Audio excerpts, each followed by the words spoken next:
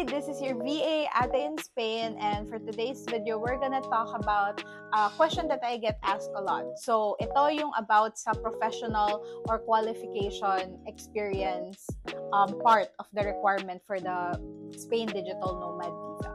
Just don't forget na kailangan 3 years to or more, and kailangan ma-provide mo kung iba-iba man yung client mo, kailangan mo ma-provide or kinda may pakita mo na yung employability mo kasi yung tinitignan dito.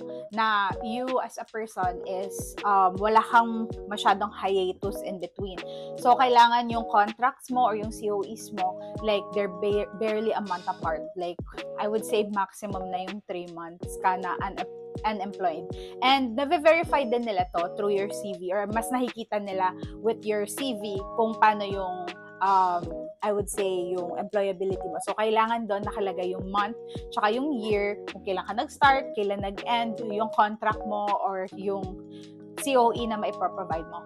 Of course, it's best if you can provide your ITR because that clearly shows you are earning money, and it's a letter kasi from the government. So, it's easily verifiable kasi as long as may BIR stamp, it can be also sworn translated or like simply translated as well. Depende kasi technically speaking, the ITR is not necessarily a requirement, but it is a very strong supporting document. So if they have doubts about your 3-year work experience, hinihingan talaga nito. So what I would say is to prepare yourself with invoices from your clients to actually gawin mo yun na yung timeline mo is very clear na within those 3 years you were employed, you're getting paid.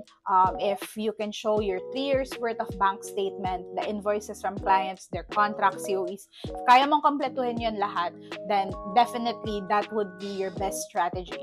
So, ito medyo magiging easy siya if you are with your clients for more than 3 years. Kasi, of course, nandun sa contract mo and nandun sa COE mo when ka nag-start sa kanila.